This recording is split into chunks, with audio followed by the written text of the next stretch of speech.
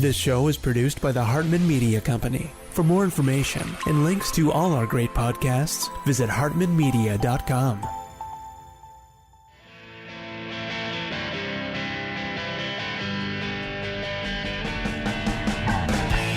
Welcome to the Young Wealth Show, where you'll truly learn how to make, spend, and invest money for an awesome life. Get the real-life stuff that wasn't part of your school curriculum. Young Wealth gives you innovative new ways of dealing with your finances, as well as the skills and tools you're going to need to survive and be successful out on your own. Let the Young Wealth Show be your GPS to take you from clueless to clued in. Here's your host, Jason Hartman, with Young Wealth. Yeah, it's my pleasure to welcome Jeff Fromm. He is president of Futurecast, a marketing consultancy that specializes in millennial trends. He's dubbed as the Millennial Marketing Guy, but don't worry, folks. We're going to talk about Gen Z. I know we've talked a lot about millennials over the years, but Gen Z is the new up-and-coming generation. What are they like? What impact will they have on the economy? That all remains to be seen. The oldest Gen Zer is about 23 years old today. So let's dive into this topic. Also, Jeff's newest book is The Purpose Advantage, How to Unlock New Ways of Doing Business. Jeff, welcome. How are you? I'm doing terrific. Thanks for having me. Where are you located? I live in Kansas City and sometimes at 38,000 feet since I travel frequently. Frequent flyer. Yeah, that's how I feel too. So Gen Z, the youngest are about 10 years old and the oldest is about 23. Would that be correct? Yeah, I think that's close. Okay. So that would make the youngest millennial now about 24. And I believe the oldest millennial is somewhere around 39. Would that be about right? I mean, these are fuzzy numbers because demographers sort of give them different breakpoints. But is that the oldest millennial could be anywhere from 39 to about 42, depending on birth year cutoff. Yeah. Man, those millennials are getting old. They're not kids anymore. Right. So tell us a little bit about Generation Z. And I guess maybe after Gen Z, we're going to go back to Generation A or something. And by the way, for interest of disclosure, I'm a Gen Xer, okay? So what is Gen Z like? Do we even know yet? They're the first generation to be completely 100% immersed in technology their entire life. Now, Millennial was mostly immersed in it, but not completely, right? Oh, probably millennial was half and half, depending on whether they're the younger part of the cohort or the older part of the cohort who still grew up with access to rotary dial phones, landline technology. Gen Z, is a cohort of, depending on the birth year cutoffs you use, between about 72 and 90 million individuals. And I think the important thing to understand is they are not millennials to the second power. And I wrote about this in my book, Marketing to Gen Z. They are fairly different from millennials in some substantive ways. For example, they are much more like Gen X and baby boomers in terms of work hard for your money and what you might call old school values. But their digital, social, and mobile behavior is way more advanced even than millennials because they had it their whole life, as you pointed out. So there's sort of a fork in the road where you might say they're old souls in very young bodies. Okay, so that was interesting what you just said before you go on, and I know there's more. But you said that they have an old-fashioned work ethic. Did I hear you right? Yeah, they're old souls in young bodies. They're digital, social, mobile to the bone, but they believe in hard work. They believe in making money and saving for the future. And Contrast that with millennials then. Millennials have been criticized as being, flaky, over-entitled. Would that be the contrast? Is this generation, has the pendulum swung the other way? Or maybe it's an unfair characterization of millennials. Fire away. First of all, I wouldn't believe all the myths I've heard about millennials. They're not all broke, unemployed, living in their parents' basements among a collection of trophies that they've never earned. The fastest growing cohort making $100,000 or more in the United States is millennials, often who have children at this point, right? I mean, there are 10,000 babies being born every day, and they're almost all millennial moms. So I do think it's important that we move past the myths we heard about millennials. And what I would say also is the important thing to understand about Gen Z is they're not just absolute buying power and all that, but their influence on trends. So I might be a Gen Xer just like you, but if I'm going to buy technology, I might get input from a 20-year-old son or daughter or a coworker. I might get my fashion cues from someone who's younger, or food trends and health trends. It's important to understand that they have about a 2.5 times more likely to be the early adopter of all of the new trends we're looking at. And so the things that we see with people who are 45 and 55-year-olds, who are mobile pay and all these other things, that starts with a younger person. Mm-hmm. That kind of trend starts with a younger person. And so paying attention to the clues that we get from young people can be important, even if they're not the center of the bullseye of who we think about right this moment.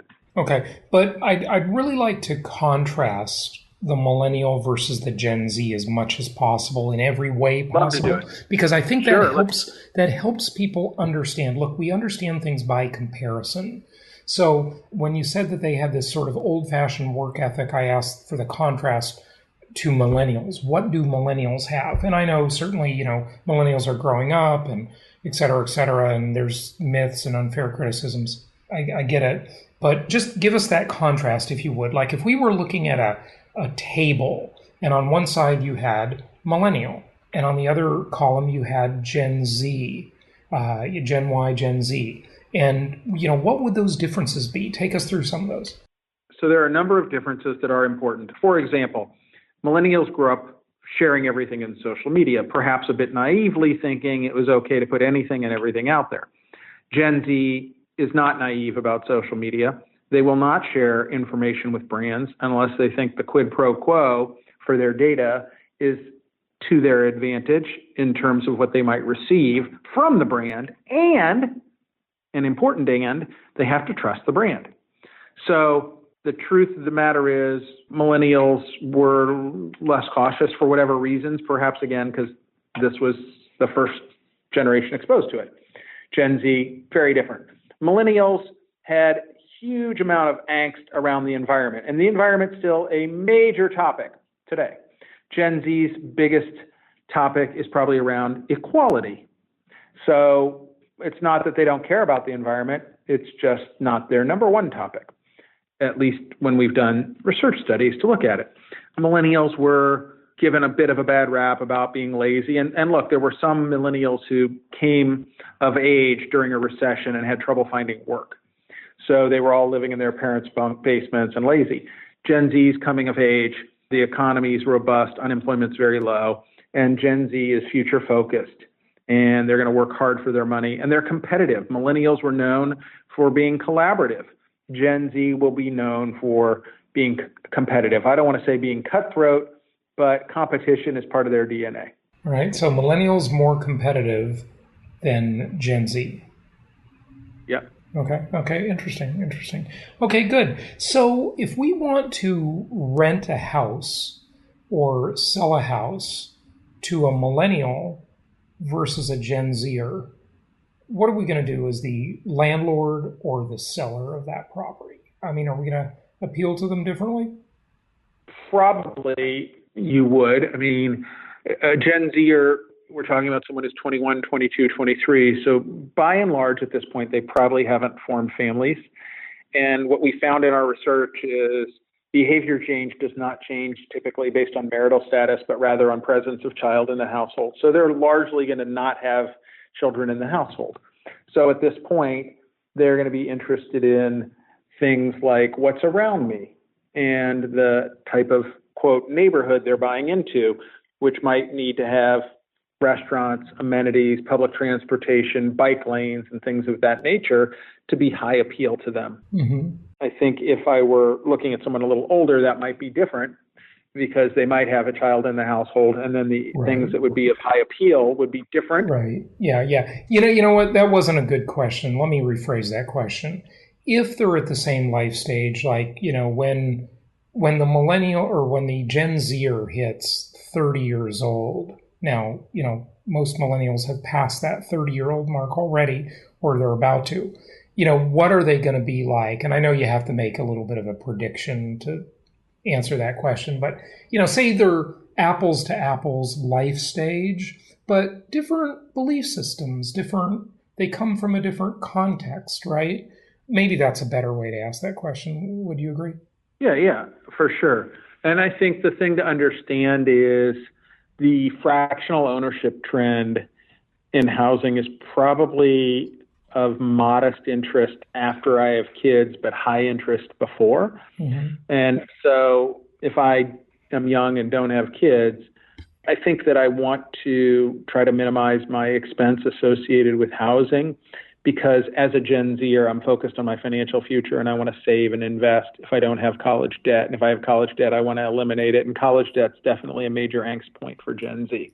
Mm-hmm. So I'm trying to get the amenities I want at the most reasonable cost. Amenities could include everything from, a place to live that has not just Wi-Fi, but the ability to be the sort of well-connected home, to how I want to be able to entertain myself with things that are in proximity. The average Gen Zer doesn't really give a ton of thought right now to ownership, because even if they don't have college debt, they're likely more focused on starting to build assets. And historically, that might have meant owning a home and building equity in a home. That is not something that's part of the story for most Gen Zers. Yeah. So that's really interesting. And millennials, I mean, there's such a big cohort. So of course they're moving into the home buying market, but on a per capita basis in comparison to, previous generations, I would say that dream doesn't live for them as much as it did to prior generations, that American dream of home ownership. And of course, they saw their parents get burned in the housing market during their very formative years, a lot of them. So that has something to say about it. But what do you say to that? And then in terms of levels of frugality and planning for the future versus live for today ethic, which generation goes either way? But first, the first question, I know it's a double question. So homeownership, American dream. Yeah. It's not only a great question, it's an insight. And whether you intend it or not, a lot of what is learned is when I come of age, what I see. And so if I came of age during a housing crisis, then that is part of what I take with me into the future. Yep. And so I think when we talk about generations, they're not monolithic cohorts. It's rather very specific. If millennials came of age in 2009 and had trouble finding a job, that's very different than a millennial coming age in 2012 and having no trouble finding a job. Mm-hmm. So even within that same cohort, that coming of age is an important point. So whether you intend it or not, I think it's important for people to pay close attention to that.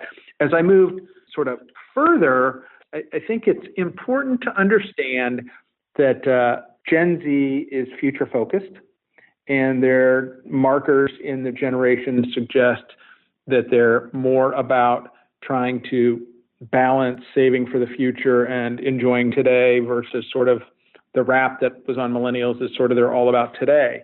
And so I think we'll see a more balanced approach and a more disciplined approach and a more, quote, conservative approach to fiscal matters from this cohort. From Gen Z. Yes.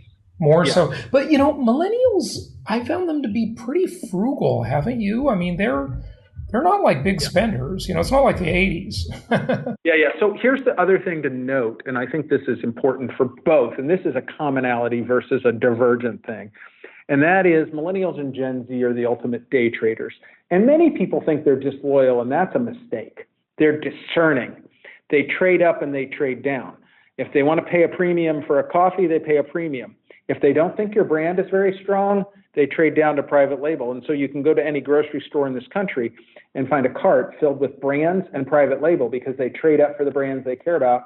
They trade down in categories where the brands are weak or they don't care about the category. Okay, so there you talked about, well, I wanted to get back to the cause marketing angle, the companies they believe in. But go ahead, finish the answer to the other question. Yeah. So the point of the matter is they're a very discerning consumer. And why? In part because they've had a tremendous access to so much information from the palm of their hand, and they're more easily able to aggregate that information than you or I because they grew up doing it. And so they check brands out and check products out, and they can literally be in an Uber figuring out which restaurant would be best as they're entering a new city for the first time and feel confident about their choice.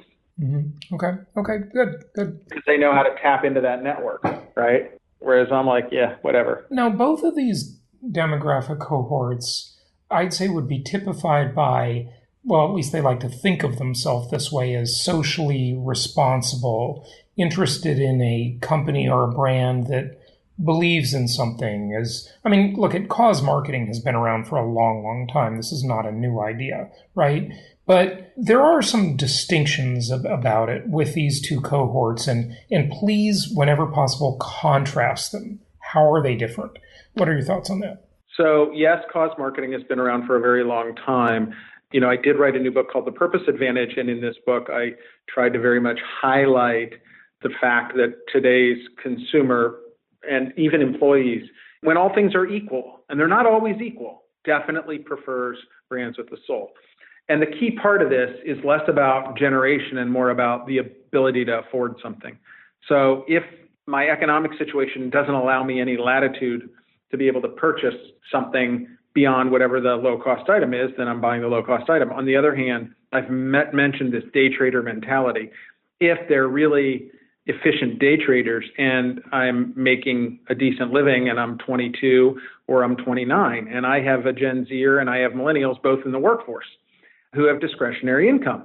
So then I can be efficient in my trading up and trading down, and I can have a private label choice when private label is the best option for me, and I can have a values-oriented brand when I prefer a values-oriented brand. And so what we're seeing is a profound change in behavior driven by the fact that government, both sides of the aisle, is not governing on any political issue. There's nothing happening. And then organized religion, when I say the word innovation and organized religion, it's not exactly something that goes hand in hand, right? People are like, innovation, organized religion. So we have a purpose white space void. And what we see is brands connecting with people on issues, whether it's Walmart and the letter they sent to Congress, both sides of the aisle, saying, do your job, whether it's Patagonia saying, we have to reimagine our purpose. We're no longer just here to do no harm. We're here to protect and defend. And whether it's Ben & Jerry's on prison reform, company after company is filling this big void. And young people, when they can afford it, are going to spend a small premium for brands that align to their values. Okay, good. Good to know. What else would you like people to know as we wrap it up? Maybe a question I haven't asked you, just anything you want to share with our listeners? Sure. I think that the key thing to understand and the mistake that costs people millions of dollars is getting entangled in the myths around millennials and Gen Z. Deal with the hard data, not the myths. These generations are not homogenous cohorts. There are parts of the cohort that are thriving and there are parts of the cohort that are struggling. A lot of that has to do with when they came of age. The discretionary spending today is a significant part of how people express themselves, but often around brands that sort of stand for things that I aspire to support. Good stuff. I've got a question for you before you go, but first, give out your website if you would. I'm easily found at jefffromm.com, JEFFFROMM.com. Great. And Jeff, just a final question before you go. One of the interesting things we've seen in the world of housing that I think speaks to sort of the mentality of the population at any given time. One of the economists that I've had on the show many times, Harry Dent, predicted a long time ago a crash in the, what's known as the McMansion housing market, right? These big giant houses that are much more than anyone needs, right? And I'm just sort of wondering, as we see Gen Xers aging, millennials aging, certainly baby boomers aging out of those properties, empty nesters, et cetera, and, moving to simpler properties to maintain. Do you think the millennial generation and then even later Gen Z is going to come and pick up all these big McMansion houses, or are they just kind of their mentality not going to interest them in that kind of housing stock? It's funny you asked the question because I've talked about McMansions in some of the speeches I've given. I don't think the McMansion is going to make a big comeback because today's consumer really wants technology and features, and given a trade-off between size and a well-connected house or a really fancy kitchen, they're going to go for the well-connected house and the really fancy kitchen. So I don't see a major rebound on the oversized 8,000 square foot homes that were built back in the day. Yeah, so they're going to languish on the market is your prediction. But, it's not like that's a trade-off, is it? I mean, the well-connected home is not hard to do. You don't even have to wire any of that stuff in anymore. It's all wireless. Sure. If you want to have your lights go on and off or dimmed or be a different color or, and I don't want to say too loud, your ALEXA, you can do all this stuff wireless. So big house, small house, not a big difference, is it? Well, I think mentally maybe that may be true. There's still the cost of heating and air conditioning and taxes and everything else. Yeah. So, and gardening, mowing the lawn is still a pretty low-tech experience. Yeah. Let me say this. It's not something I see as a high probability thing compared to other things that I think are pretty high on their agenda. Yeah. Are they going to have big families? I mean, they've delayed marriage. They've, some marriage has kind of gone out of style in general, but if they're getting married later. No, they're probably not going to generally have big families. Yeah, so they're going to be small families, 1 or 2 kids or maybe no kids, right? Yeah, I don't know how you do 1.8, but it'll be less kids. Well, statistically, you can do it. Okay. And so then you also have less of a need around that bigger home, too, right? Exactly. I was kind of looking at that as a result of that. Yeah, absolutely. The other thing, I think, as they continue to want to be in suburban areas by schools when they're having families that they would have access to public transportation in schools, that will dictate to some extent the size of the home that they can buy. Proximity to public transportation and school.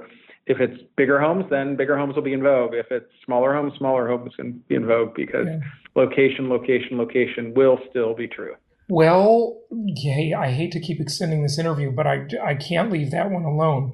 We got autonomous vehicles right around the corner, and it looks like we're going to have cheap energy for quite a while, in terms of fuel cost and electric cars and so forth. So I don't know. I kind of wonder if maybe there's going to be a resurgence of the suburbs because for sure. And certainly technology, we can just work at home in general. We don't need to commute anywhere, right? Suburbs will be cool again. McMansions will not. Suburbs will. Yeah. Okay. Interesting. So they still like having a yard and the suburban lifestyle, but maybe not a McMansion necessarily. Very interesting. Jeff, great talking to you. Interesting conversation. And I can't wait to see 5, 10, 15 years from now how it all turns out. Thank you for your time. All right. Thank you. Thank you so much for listening. Please be sure to subscribe so that you don't miss any episodes. Be sure to check out the show's specific website and our general website, hartmanmedia.com, for appropriate disclaimers and terms of service. Remember that guest opinions are their own, and if you require specific legal or tax advice or advice in any other specialized area, please consult an appropriate professional. And we also very much appreciate you reviewing the show. Please go to iTunes or Stitcher Radio or whatever platform you're using and write a review for the show. We would very much appreciate that. And be sure to make it official and subscribe so you do not miss any episodes. We look forward to seeing you on the next episode.